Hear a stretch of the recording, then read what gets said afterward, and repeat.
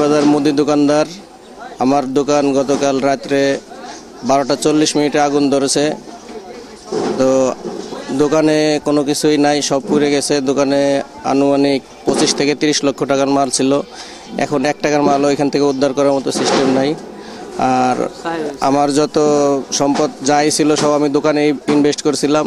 এখন দোকান করার মতো আমার কোনো পরিস্থিতি নাই, আমি একবারেই নিঃস্ব হয়ে গেছি।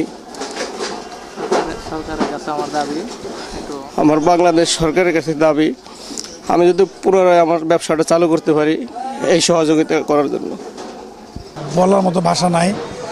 রাত 12টার সময় দোকান বন্ধ করে থেকে গেছি, বাসায় যে খাওয়া দাওয়া করছি এই দোকান থেকে ফোন দিয়েছে যে আগুন ধরছে।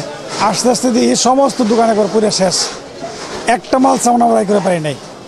আমার দোকানে প্রায় 50-60 লাখ টাকার মতো মাল সম্পদ ছিল, একটা টিন পর্যন্ত একটা টেনা পর্যন্ত বের করা পারি নাই। এত আগুন আমরা কাজ পর্যন্ত যাইতে পারি নাই, কাছে ভিড়ার মতো কোনো শক্তি ছিল না আগুনের তাপে। ফায়ার সার্ভিসের গাড়ি এসে আধা ঘন্টা পরে তারা 2 ঘন্টা পরিশ্রম করে আগুন নিয়ন্ত্রণে আসছে। জনগণের সহায়তা, ফায়ার সার্ভিস সহায়তা আগুন নিয়ন্ত্রণে আসছে। কিন্তু আমরা যারা প্রায় 18-20টার মতো দোকান একবারে পুরো ভস্মীভূত হয়ে গেছে, কেউ একটা তেনা পর্যন্ত বের করা পারি নাই। আমরা খুবই ক্ষতিগ্রস্ত, আমরা অর্থনৈতিকভাবে খুবই ক্ষতিগ্রস্ত এবং মানসিকভাবে খুবই আমরা বিপর্যস্ত। মানে আমরা কথা বলার ভাষা নাই, কি করব কি করতে পারতেছি কিছু বুঝতেছি না। তো সরকারের কাছে একটা আবেদন, সরকার যদি আমাদের এই ক্ষতির দিকে তাকায়, আমাদের মুখের দিকে তাকায়, তাহলে আমরা ভবিষ্যতে একটু মাথা তুলে দাঁড়াইতে পারবো। তাহলে ক্ষতির কোনো তুলনা নাই, কারণ এটা যে অবস্থা হয়েছে প্রত্যেকটা দোকানদার অসংখ্য ক্ষতি হয়ে গেছে। এরা জমি জমা পুঁজি যা ছিল অনেক কষ্ট করে পুঁজি তৈরি করছিল, কিন্তু সেই পুঁজিগুলো আজকে শেষ। এখন কীভাবে যে দাঁড়াবে, আমি বড় ভাই ওর, আমারই খুব কষ্ট লাগছে। রাত্রিতে আসছে, রাত্রি 2টার সময় এসে দেখি সব শেষ, আর কিছু বলার ভাষা নেই। আমাদের একটা অনুরোধ যে আপনারা এই বিস্তারিত বিষয়গুলো একটু তুলে ধরেন, যেন এরা একটু সার্বিকভাবে আর্থিকভাবে পুনরায় যেন ঘুরে দাঁড়াইতে পারে, এটুকু আমাদের অনুরোধ আপনাদের কাছে। গতকাল রাত 12:30 আনুমানিক 12:30টার মধ্যে এক অগ্নিকাণ্ডের দুর্ঘটনা ঘটে। জিরানি বাজার একটি লাইব্রেরি থেকে এই সূত্রপাত ঘটে।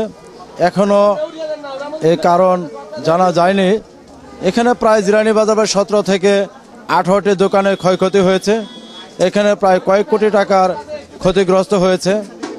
আমরা দোকানের মালিকদের কাছে জানতে পারছি যে এখানে প্রায় একটা দোকানের 40 লাখ, 50 লাখ, 20 লাখ এরকম ক্ষতিগ্রস্ত হয়েছে।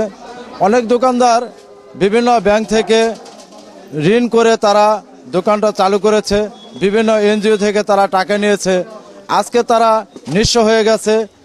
আমি মিডিয়ার মাধ্যমে সরকারকে জানাতে চাই যে আজকে যারা ক্ষতিগ্রস্ত হয়েছে ব্যাংকের ঋণের যদি সরকার একটা ব্যবস্থা করেন, এবং যারা বিভিন্ন এনজিও থেকে যারা টাকা নিয়েছে তাদেরকে যেন সুদ মাফ করে দেন, এবং নতুন করে এনজিও থেকে যেন আবার তাদেরকে সুযোগ করে দেওয়া হয়, নতুন করে তারা যেন আবার একটি দোকান বা ব্যবসাটা নতুন করে চালু করতে পারে, এই আশা ব্যক্ত করি।